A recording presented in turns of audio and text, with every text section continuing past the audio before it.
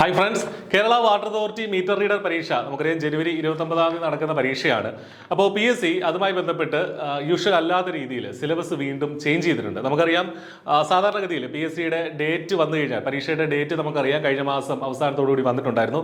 അതിനോടൊപ്പം തന്നെ സിലബസും പബ്ലിഷ് ചെയ്യും. അതിൽ പിന്നെ മാറ്റമൊന്നും ഉണ്ടാവാറില്ല.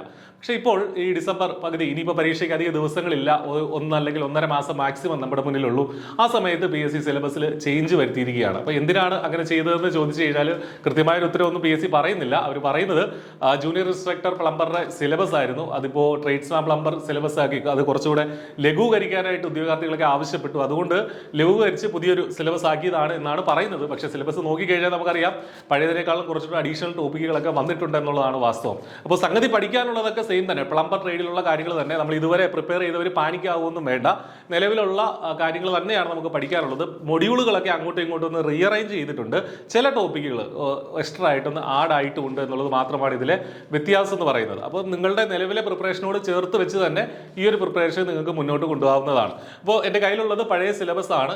ഇതാണ് പുതിയതായിട്ട് വന്ന മീറ്റർ റീഡർ അപ്ഡേറ്റഡ് സിലബസ്. അപ്പോൾ നേരത്തെ നമുക്കറിയാം ജൂനിയർ, ഇത് പ്ലംബർ ട്രേഡാണ് നമുക്ക് പഠിക്കാനുള്ളത്.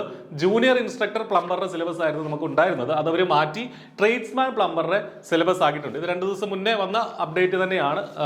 അപ്പോൾ ഇതിന്റെ മൊഡ്യൂൾ നോക്കിക്കഴിഞ്ഞാൽ ഒന്നാമത്തെ മൊഡ്യൂൾ, ഫസ്റ്റ് മൊഡ്യൂൾ സേഫ്റ്റി നമുക്ക് കഴിഞ്ഞ സിലബസിലും ഒന്നാമത്തെ മൊഡ്യൂളായിട്ട് തന്നെ പഠിക്കാനുണ്ട്. സേഫ്റ്റി ഇവിടെയും അത് തന്നെയുണ്ട്. പക്ഷേ അതിനോടൊപ്പം ചേർത്ത് common hand tools and equipments എന്ന് പറഞ്ഞൊരു ടോപ്പിക് ഇവിടെ കയറി വന്നിട്ടുണ്ട്. അതായത് measuring and marking tools, cutting tools, plumbing tools, various type of machineries, equipments and operations. ഇത് കഴിഞ്ഞ സിലബസിൽ ഉണ്ടായിരുന്നില്ല. അപ്പോൾ അത് രണ്ടും കൂടെ ചേർത്ത്, സേഫ്റ്റിയും ടൂൾസും കൂടെ ചേർത്ത് 10 മാർക്ക്. കഴിഞ്ഞ സിലബസിൽ സേഫ്റ്റിക്ക് 5 മാർക്കായിരുന്നു, ഇത്തവണ അത് 5 തന്നെ ആകും. കൂടാതെ ടൂൾസും കൂടെ കയറി വന്നിട്ടുണ്ട്, അതിന് 5 മാർക്ക് കൂടെ ചേർത്ത് നമ്മൾ 10 മാർക്കാണ് ടോട്ടൽ വരുന്നത്. അപ്പോൾ ഇത് അഡീഷണൽ ആയിട്ട് വന്നിട്ടുള്ളതാണെന്ന് നമ്മൾ മനസ്സിലാക്കുക. രണ്ടാമത്തെ module metals, pipe and pipe fittings. Metals എന്ന് പറയുമ്പോൾ ഇവിടെ properties of metals, alloy of metals, അത് രണ്ടും കൂടെ വരുന്നുണ്ട്. ഇത് ശരിക്കും കഴിഞ്ഞ സിലബസിൽ നോക്കുകയാണെങ്കിൽ നമുക്കൊരു 6ാമത്തെ മൊഡ്യൂളിൽ പ്ലംബേഴ്സ് മെറ്റീരിയൽസ് എന്ന് പറഞ്ഞിട്ട് ഇതുമായി ബന്ധപ്പെട്ട കുറച്ച് കാര്യങ്ങൾ പറയാം. പക്ഷേ കുറച്ചും കൂടെ അഡീഷണൽ ആയിട്ട് അലോയ് ഓഫ് മെറ്റൽസ് ഒക്കെ ഇവിടെ വന്നിട്ടുണ്ട്. കൂടാതെ different types of pipes, manufacturing, pipe fittings എന്നീ കാര്യങ്ങൾ ഇത് നമുക്ക് കഴിഞ്ഞ സിലബസിൽ ഉണ്ടായിരുന്നു. പൈപ്സ് കഴിഞ്ഞ സിലബസിലും നമുക്ക് നോക്കിയാൽ അറിയാം. 4ാമത്തെ മൊഡ്യൂളിൽ പൈപ്സ് നമുക്ക് പഠിക്കാനുണ്ട്, അത് തന്നെ ഇവിടെയും നമുക്ക് കണ്ടിന്യൂ ചെയ്യാം. ഇത് മെറ്റൽസും പൈപ്സും കൂടെ ചേർത്ത് 10 മാർക്കാണ് പുതിയ സിലബസിലുള്ളത്.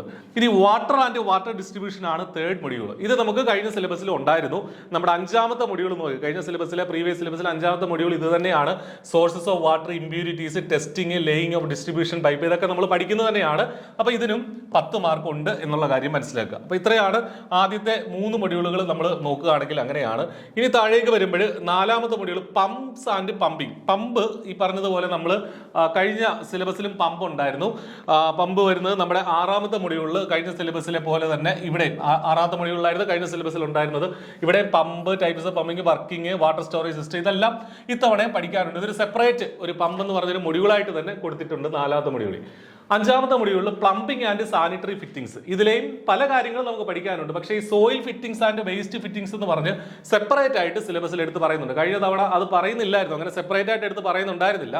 ഇത്തവണ ഇത് സെപ്പറേറ്റ് ആയിട്ട് പറയുന്നുണ്ട്. പക്ഷേ എങ്കിലും നമുക്ക് യൂഷ്വലി പ്ലംബർ ട്രേഡ് പഠിക്കുമ്പോൾ ഈ കാര്യങ്ങളൊക്കെ നമ്മൾ പഠിക്കുന്നത് തന്നെയാണ്. ഇത്തവണ ഇത് പറയുന്നത് taps, valves, traps, flushing system, equipments, plumbing സിമ്പിൾസും കഴിഞ്ഞ സിലബസിൽ ഉണ്ടായിരുന്നില്ല.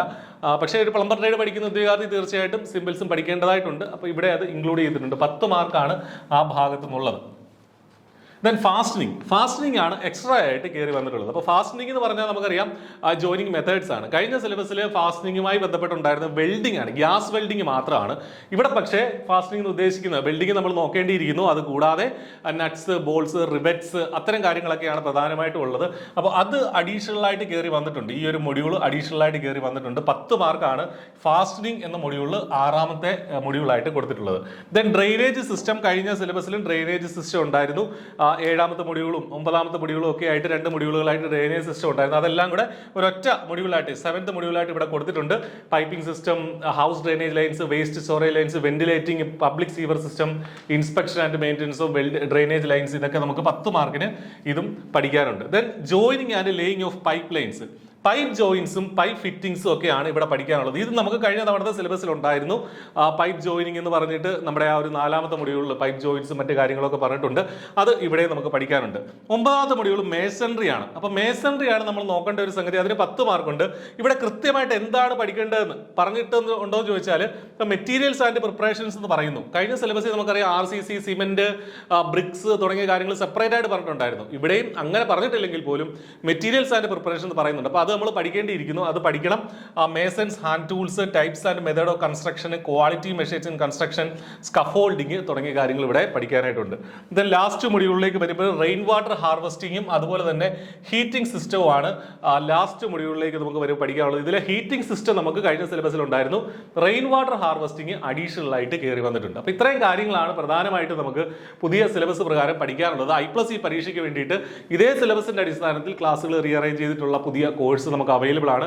ചെറിയ ഫീസിൽ നിങ്ങൾക്ക് ഇതുവരെ നിങ്ങൾ പഠിച്ചു തുടങ്ങിയില്ലെങ്കിൽ നിങ്ങൾക്ക് I+നൊപ്പം പഠിക്കാം. ഓൾറെഡി പഠിക്കുന്ന ആളാണെങ്കിൽ പോലും I+നൊപ്പം നിങ്ങൾക്ക് ജോയിൻ ചെയ്യാം. ലൈവ് ക്ലാസ്സുകൾ ഉൾപ്പെടെ, ലൈവ് MCQ ഡിസ്കഷൻസ് ഉൾപ്പെടെ നമ്മുടെ കോഴ്സ് മുന്നോട്ട് പോകുന്നുണ്ട്. അപ്പോൾ നന്നായിട്ട് പഠിക്കുക. ഈ അധികം കൺഫ്യൂഷൻ ഒന്നും വേണ്ട. നിലവിൽ പഠിക്കുന്നവർ പാനിക്കാവേണ്ട കാര്യമില്ല. നിങ്ങളുടെ പഠനം അതേപടി തുടർന്നാൽ മതി.